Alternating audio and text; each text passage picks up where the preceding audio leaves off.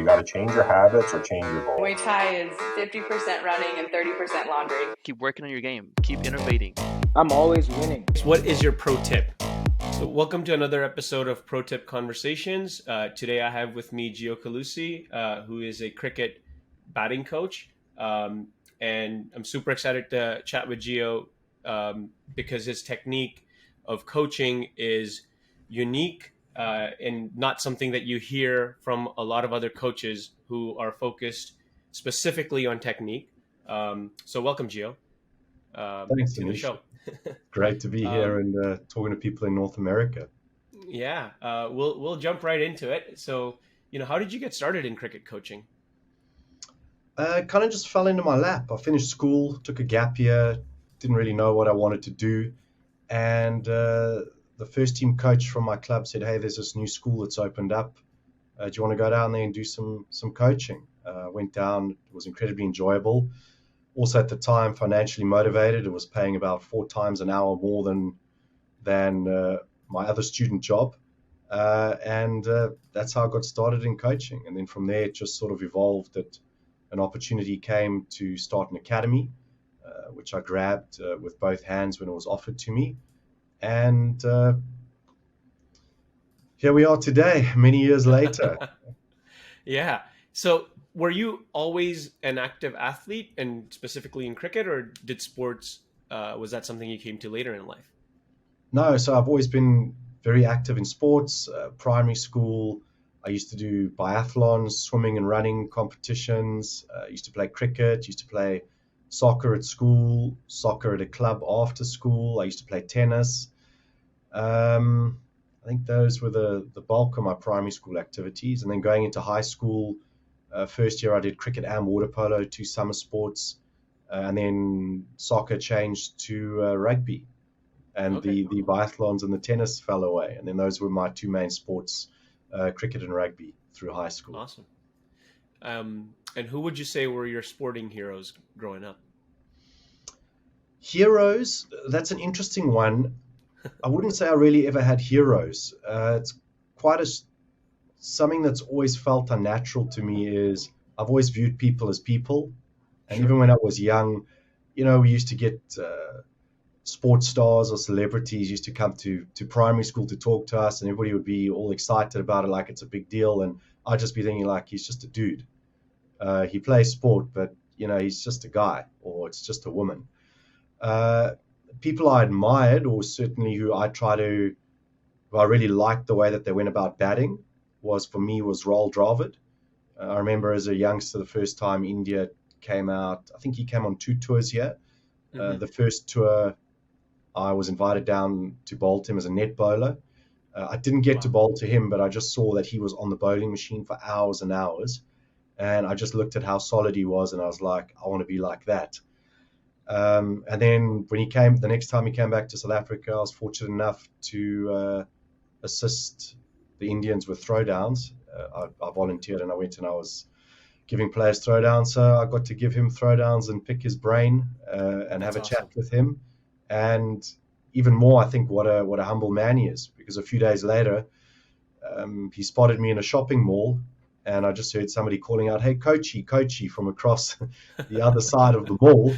And it was him, and he came over to say hello and have a brief chat, and off he went on his way. So somebody that I admired from the way that he played the game from a technical perspective, and then even more so having met him and met lots of other players and seen how he interacted with me, I gained even more respect for him, as a man and how he treated people.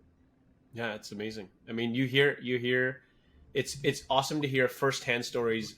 I've read so much about Dravid growing up as a Indian cricket fan as well, but yeah, that's pretty cool. And they say, never meet your heroes, or not heroes in your case, people you admire, but in this case, it seems like he was a genuine bloke. So yeah. How has cricket impacted your life? Oh, massively. It's afforded me to, it's given me everything that I have. So I'm incredibly grateful to be involved in it. It's something that I'm passionate about and that I love. I think the most reward that comes from it is the reward and satisfaction from helping people. And then, batting just became sort of like the specialist avenue for me to do that. Awesome. And how long have you been coaching?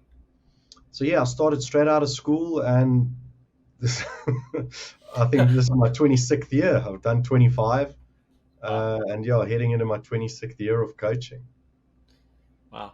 I mean, I guess over these 26 years, what have you kind of figured out that you think makes a great coach?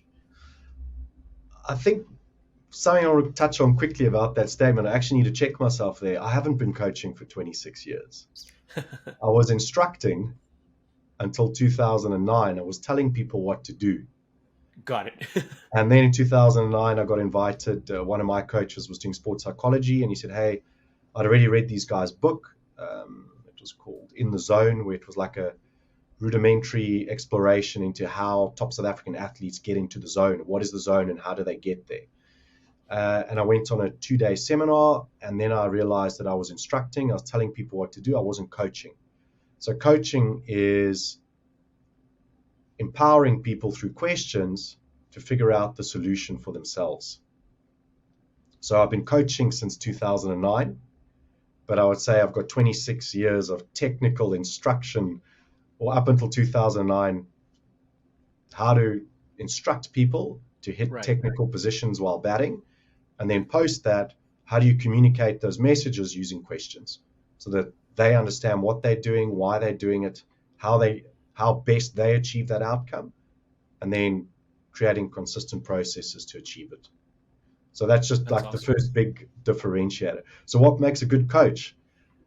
Being able to, in my view, being able to communicate things in a way that a 6-year-old would understand, but using questions. Awesome. So you're essentially putting them in a position to problem solve, eventually problem solve for themselves, because they know what questions to ask themselves in the heat of the moment, or even just thinking through it on a retrospective basis of what went well, what didn't go well. And not just what went well and what didn't go well, but helping them understand through questions, getting them to figure out why they need to get into a specific position, or why they want to play a type of delivery in a certain direction or a certain way.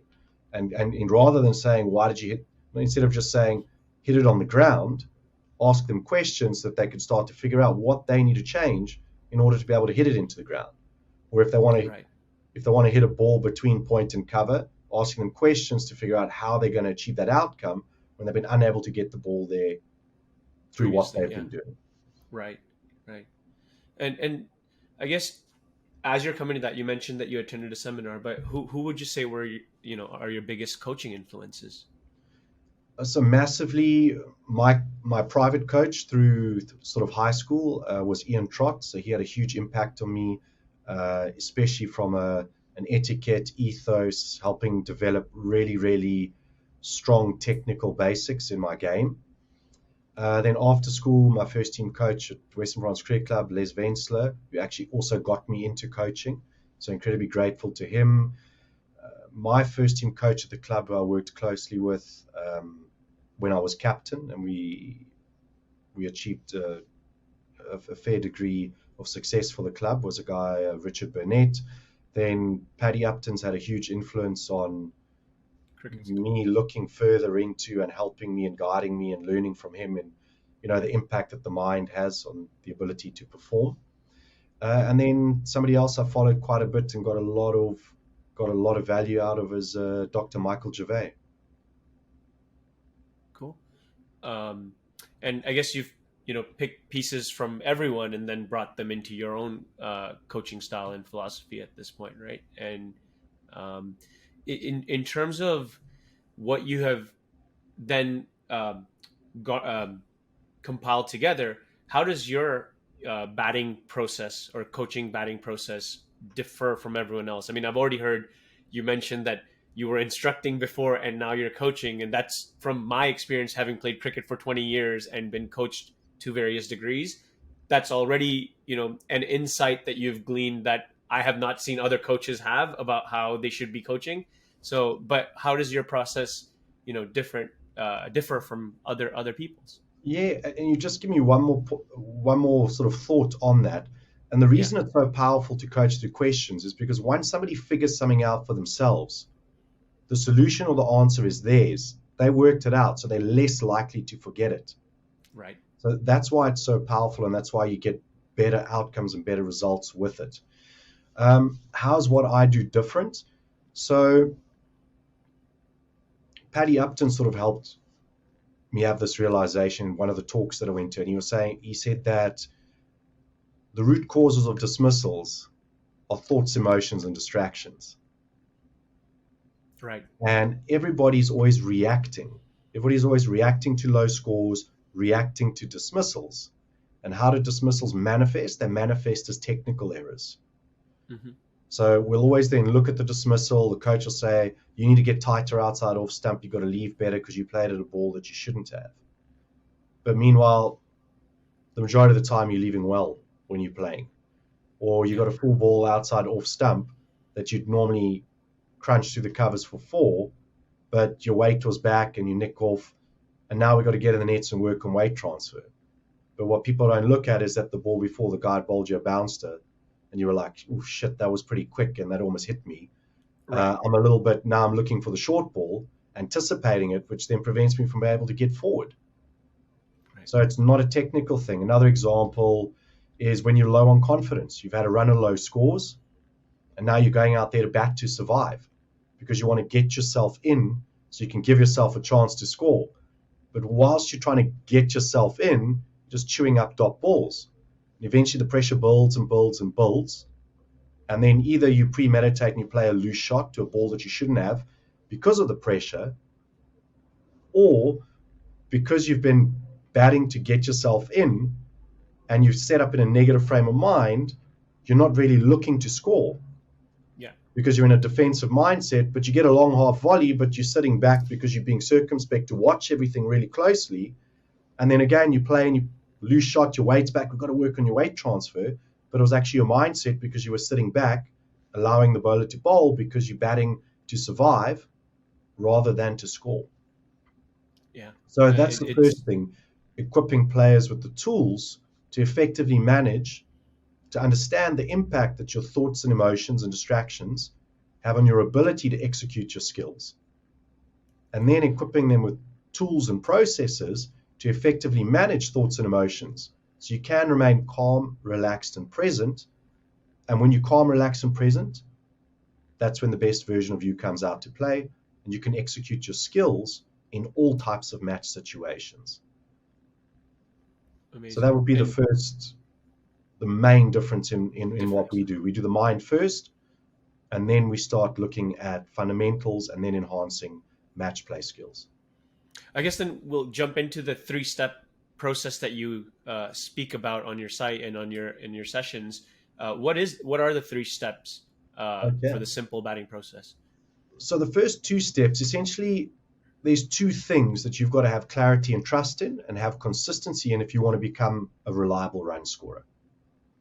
So the first is and the first and the obvious one is you've got to have fantastic fundamentals. Now, cricket's a little bit backward in that there aren't really any established fundamentals other than this is how you hold the bat and this is how you should stand. And then we've got this whole range of shots with all of these technical positions to play all these different shots. Right. But how you set up, how you hold the bat, how you swing the bat, and your mindset are going to have a huge impact on your ability to hit all of those technical positions. Mm-hmm. So you want to have rock solid fundamentals that allow you to score freely around the wicket against all types of bowlers. So that's the first thing. But that's actually the second step in our process, because there's lots of players who can score freely around the wicket against all types of bowlers. And the thing that really differentiates the very best, the most consistent run scorers from everybody else who's got fantastic technical skills or the ability to score around the wicket is something that I call batting prowess. The ability to remain calm, relaxed, and focused so that you can execute your skills in all types of situations. So we lay the foundations for that in our first step, how to effectively manage those thoughts and emotions so you can remain calm, relaxed, and present and execute your skills in all types of situations. The second step, we train fundamentals. So we explain to players, we coach them as to what your fundamentals are. We show you how to train them. And then most importantly, we show players how to measure them so that they know if they're executing their fundamentals correctly. And when you train them like that, the quality of your training goes through the roof. So you can train less and improve faster. And it protects you from bad habits creeping into your game because you're consistently measuring what you're doing. And if your measurable tells you something's off, we help develop personalized steps for you to fix it each time that you train. So then you've got a systemized process. So you've got a clear process to manage thoughts and emotions. Second step, training fundamentals, which then opens up 360 scoring against all types of bowlers. Once those foundations are in place, our third step, the first two modules in it, where we enhance attacking and defensive skills, is what everybody spends all their time on. How to improve, thinking that improving your technique is going to have drastic or help you make drastic improvements in your performance. And what I've learned over the last 25 years now is that it doesn't. Because if you've formed bad habits in how you think and bad habits in your fundamental playing skills, you can spend as much time as you want on your technique and you're never going to get the types of improvement in performance that you're looking for.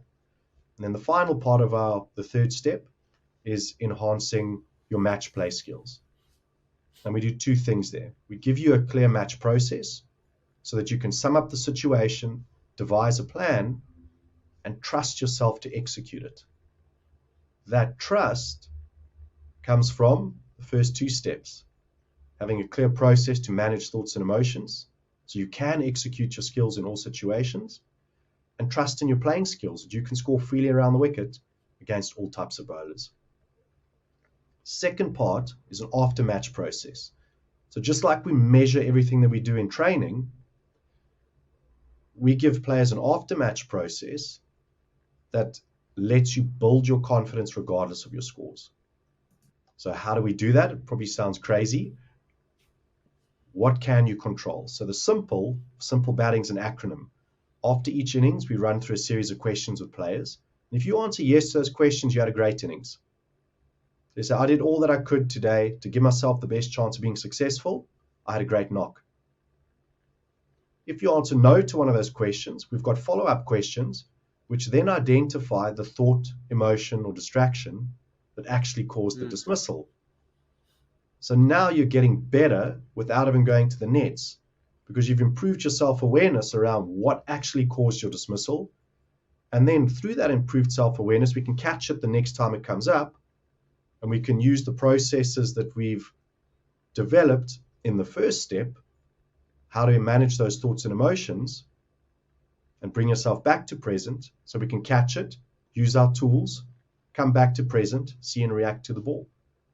So then you're building confidence because you're going to the next week's game a better player without even going to the nets because you've got a clear plan and improved self-awareness on how to deal with the thought or emotion that tripped you up the week before. I think so. What I find super interesting about this, and I've gone through my share of form slumps over the 20 years of cricket that I've played. It's that I wish when I was younger and playing at a competitive level that I had a process of this sort, because I remember my emotions were tied to the results of my performance or my aspirations or ambitions. But being able to this thought of being able to come back to a checklist and say, okay, am I doing these things well? If so, then I need to keep trusting the process that it's a matter of time where the results will follow. Or if I'm not doing something right, then here's how I correct these or measure and correct these issues. I think that seems super valuable for any cricketer. And one of the nice things is it's not just for the pros, it's as a recreational cricketer who has even less time to put into practice and support system around them that can walk you through the mental and technical aspects of things. Being able to then use this template or virtually even as needed to fix and make the adjustments needed to do better and better and better, right? I think seems super valuable. Yeah, and you just raised a great point there, which I'll just touch on it briefly. You said being attached to your scores, your outcomes, or your expectations. Mm-hmm. Those are all things outside of your control. Right. And that is what 99% of all batsmen do. Yeah. And what happens then is when you get a run of low scores, your confidence goes down. But not only does your confidence go down, well, what is the solution that all coaches or most coaches or players look to? Well, there's got to be something wrong in my technique that I need to fix so that I can score. So now the chopping and changing and tinkering starts. So now not only are you in a slump, because, well, a slump is a construct that you've created in your mind. Right. Okay. But now you've convinced yourself that you're in a slump because you've had a series of low scores. And now your confidence is down. Yeah. But while your confidence is down, what are we going to do now? Let's make wholesale changes to our setup. Yeah.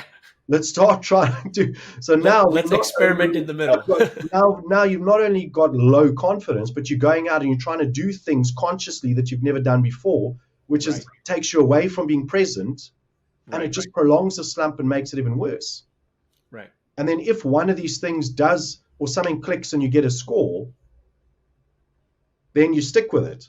And then the next slump comes, and then that goes out the window, and then the tinkering starts again, and you never really get to understand what it is that you do that allows you to score runs. You're always relying on being some sort of technical improvement, adjustment to your setup in order to come out of a slump. So you're on this roller coaster of ups and downs all the time, chopping and changing what you're doing, rather than having consistent and repeatable processes in how you think, train, and play. Yeah. And if you have consistent inputs, you're going to get more consistent outputs than if you're doing this all the time, chopping and changing what you're doing. Yeah, and I think that concept of measuring your fundamentals is unique in everything I've read. And I'm a cricket fanatic in the sense that I read everything that's around in terms of trying to improve myself. But like that concept of measuring your fundamentals of your technique, and then obviously the precursor to that, which is managing your thoughts and emotions, to make sure that you're thinking rationally throughout. I think it's a phenomenal idea because if you can't, what they say in business as well as anything else, if you can only improve what you can measure, right? And so if you know that, hey, my baseline core fundamentals that years and years of, expert batsmen have followed, if they're in place correctly, then I know that things will get better. I think that's pretty awesome. And it's about essentially you just want to have clarity and trust in those two things. Mm-hmm. So that when you're going into a match, you're like, hey, I'm hitting the ball beautifully. I ticked my fundamentals boxes this week. I'm balanced. Right. I'm hitting the ball beautifully. It's going where I intend. I feel great. Yeah. And then now it's just a case of, okay, am I clear on how am I going to go about building an innings? Right. And then when you do get out in the middle, look at the situation of the match, the conditions, and then formulate a plan that's going to stack the odds and limit risk. Stack the odds in your favor by limiting risk. And then it's see and react. Good ball's a good ball, a bad ball's a bad ball.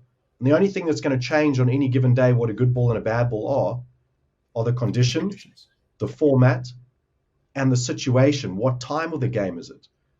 A good ball at the start of a T20 game is going out the park towards the end of the game. Yeah. And it's having that awareness and knowing what is required in any given situation and then being able to execute your skills.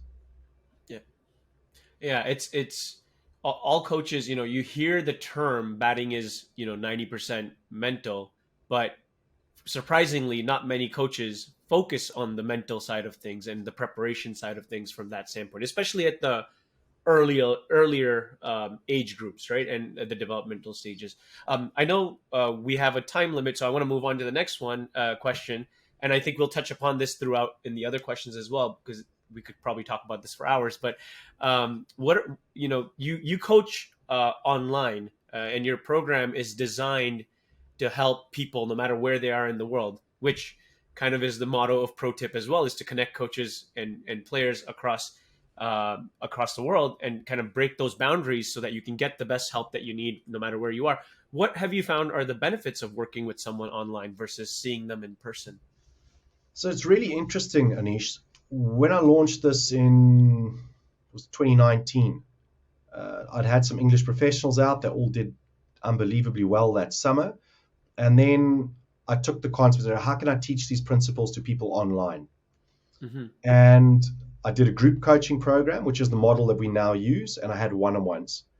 Mm-hmm. And the first thing was the people in the group far outperformed the people doing the one-on-one. And then it dwelled on me because there's more cumulative knowledge in a group and more learning takes place. Because while somebody else is being coached through their match situation, you're listening. And there are no new match situations. So hearing somebody else being coached gives you the knowledge to draw on if and when that situation arises for you. And then obviously a group, there's many different perspectives. So people can communicate the same concept in different ways, which helps other people understand rather than, I might have 3 ways to communicate one thing, but somebody might not quite get it. And somebody else might go, hey, I understand it this way. So that was the first thing. But we had a 12-year-old in that group who his dad reached out and he was on the verge of quitting cricket. He'd just changed schools because he'd had some other issues at another school. So he moved schools, he got to a new school, but he hadn't scored runs in like a year and a half.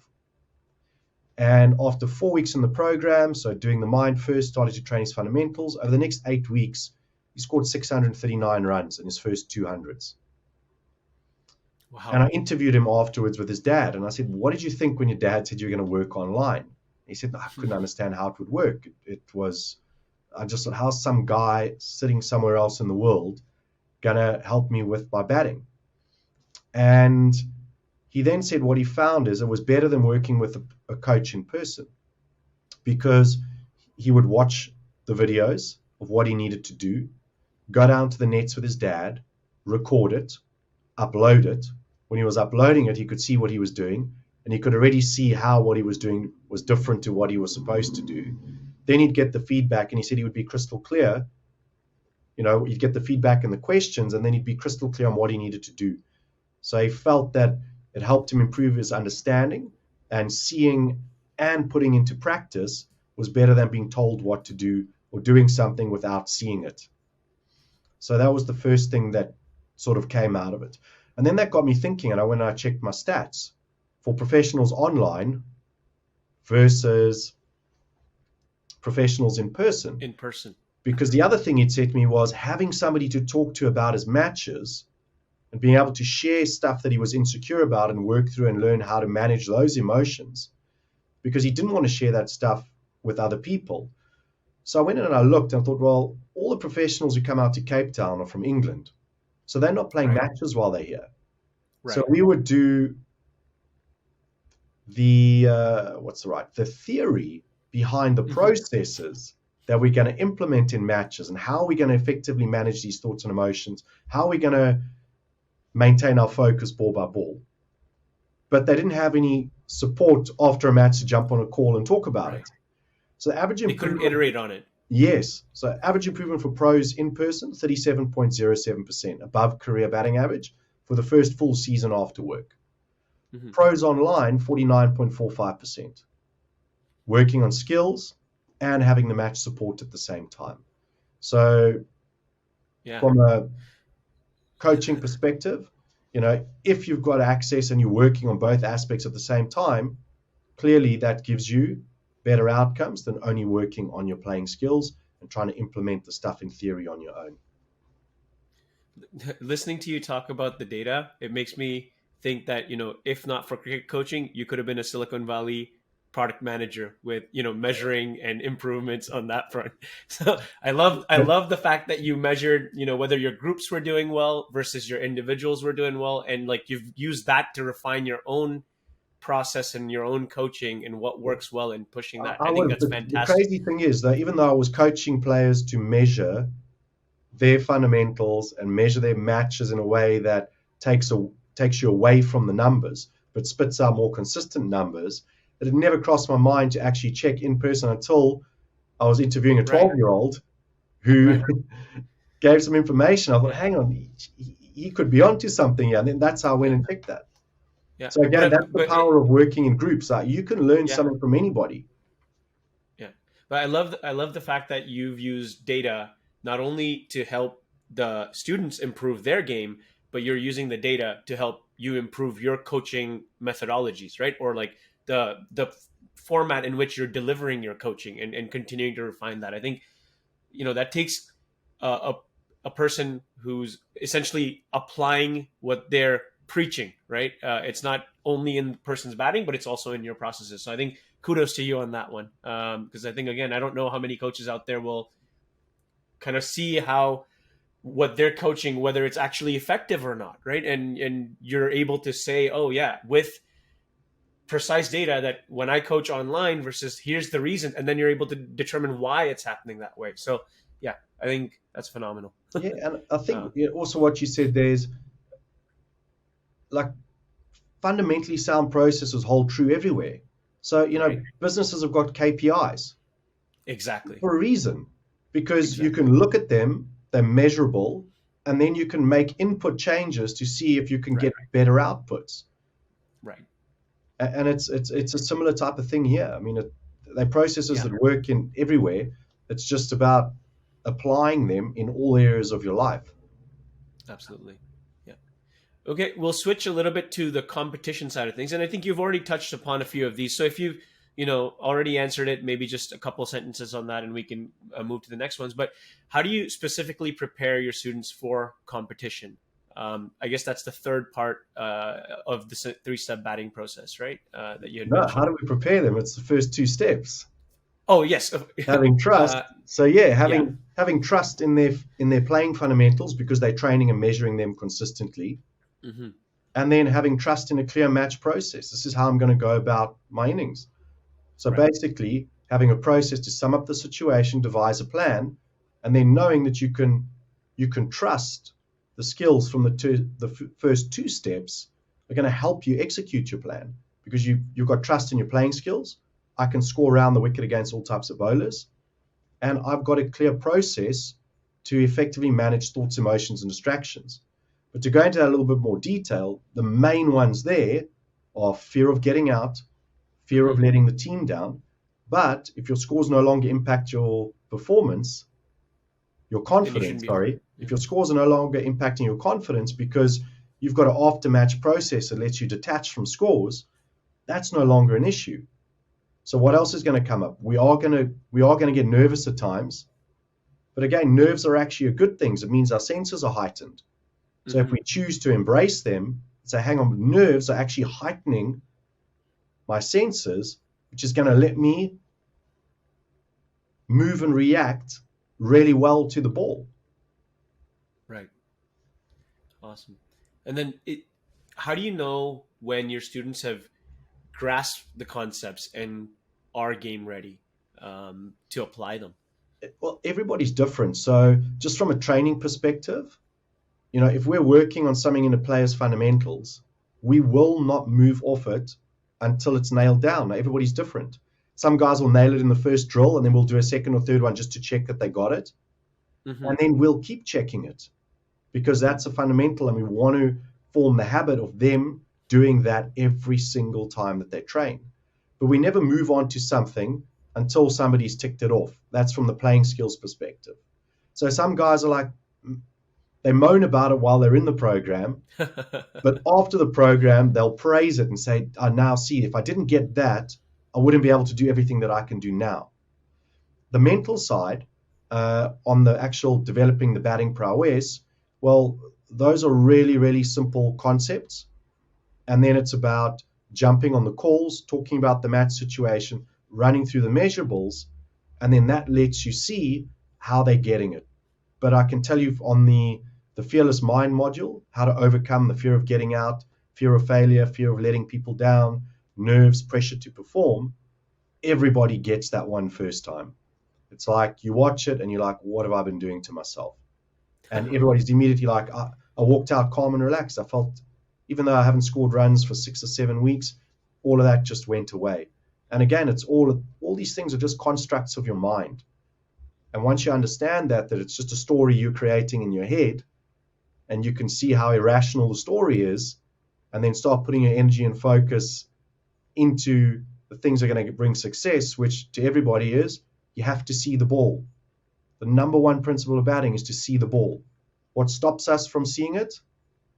Thoughts, All the other emotions, thoughts and and emotions. distractions. Thoughts, technical thoughts, worrying, fear, pressure, nerves, opposition chirping.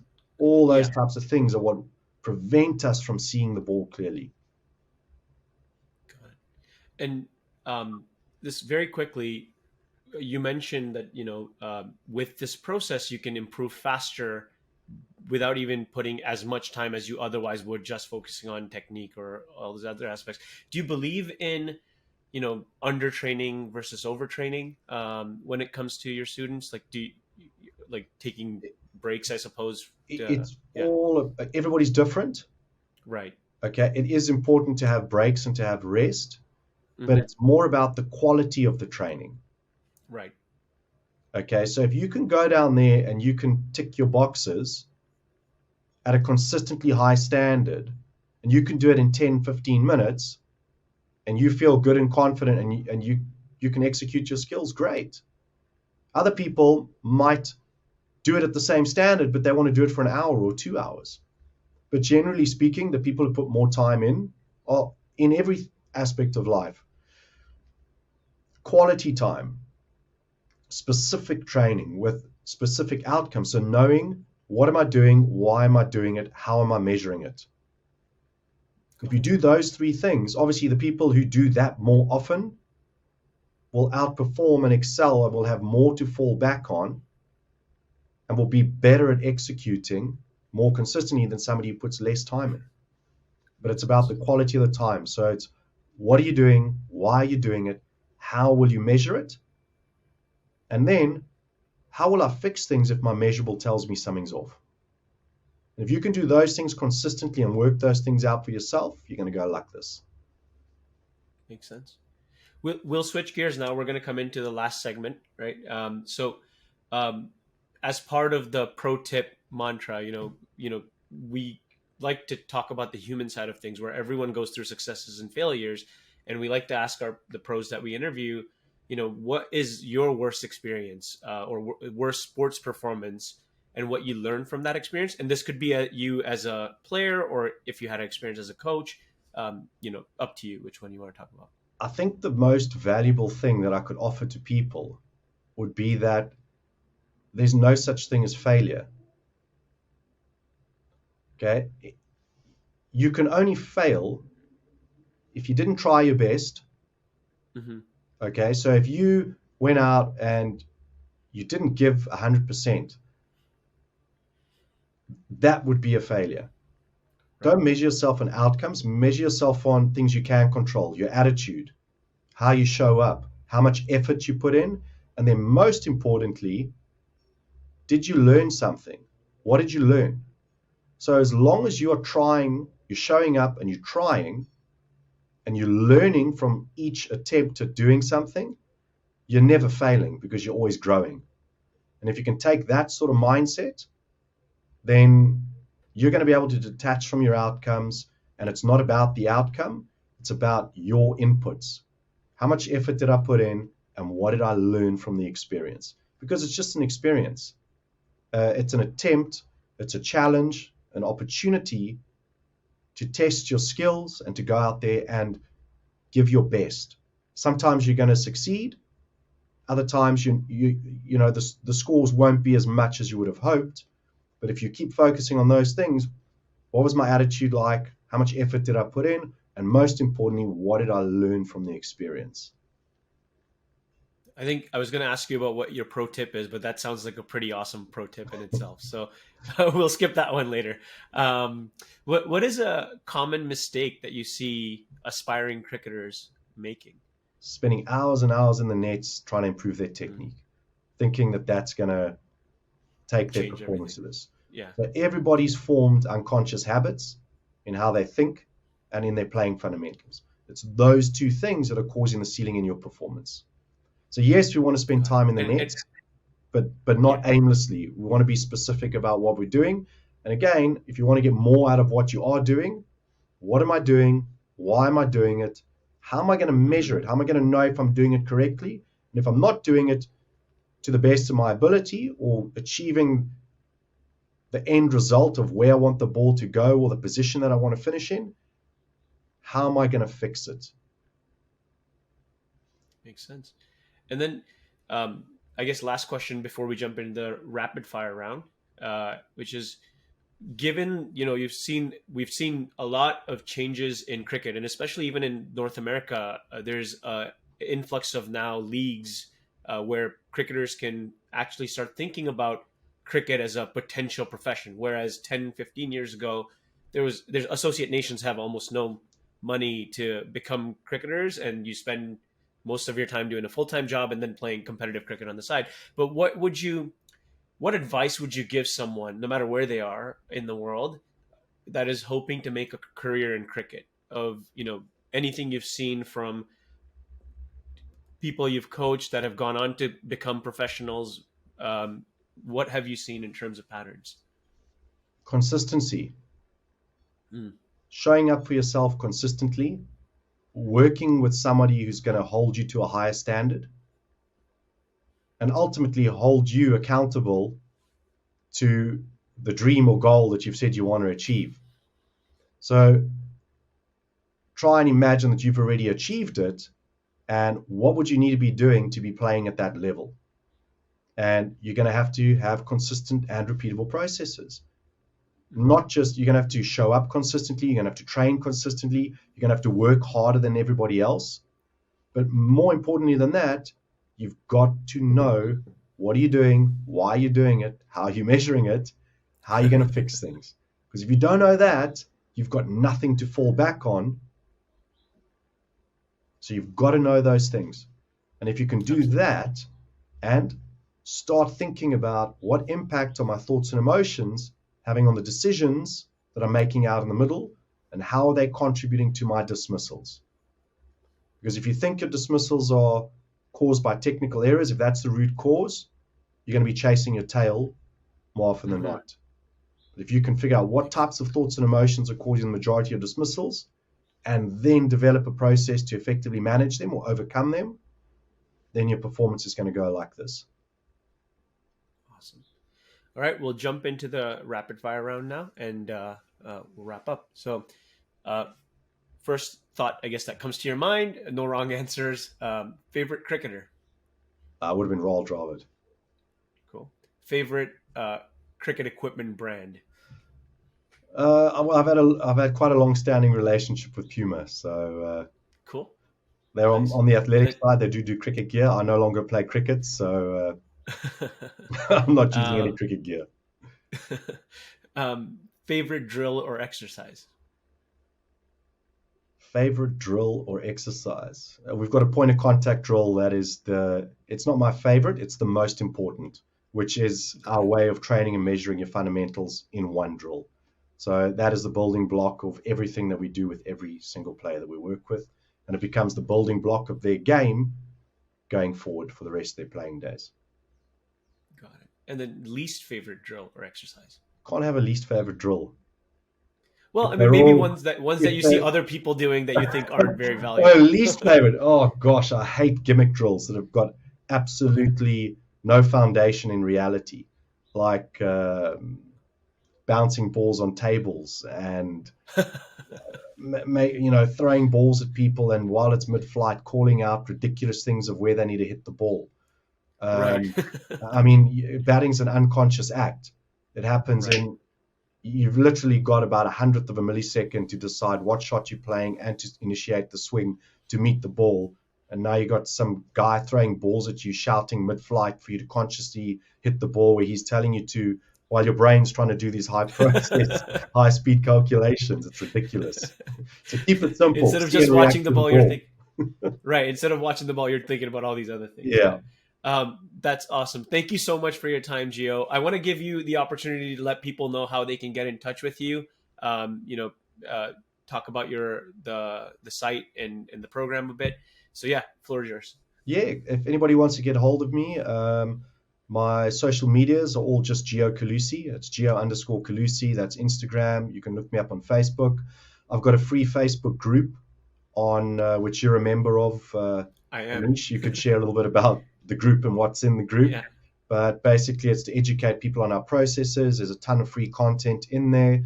We've got over 4,000 members. It's free to join. So you can look that up. It's called Simple Batting.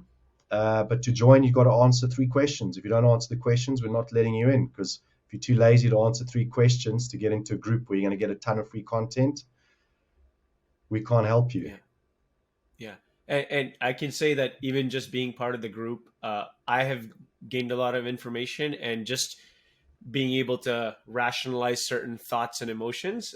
Obviously, working with Gio would be taking that to the next level. So yeah, I encourage everyone to take a look at it. I'll put all the links to your websites and emails at the bottom of this video, on YouTube and Spotify. Yeah, thank you so much again for your time, Gio. You've been very generous with it. I know you're a busy guy. We appreciate it. No, I appreciate you inviting me to share some thoughts about batting with an audience in North America. And one last thought, earlier on you said I'm a batting coach. I'm not a batting coach. Batting coaches teach technical skills for the most part. Right. So I'm a batting performance specialist. I focus on the mind first and equip players with tools to actually improve their performance measurably. I appreciate you correcting me on that. I probably had a camera freeze moment there. No, not at all. But it's it's an important absolutely, it's an important differentiator. Absolutely. Yeah. All right. Thank you. Thanks so much, man. That's been awesome. Thanks.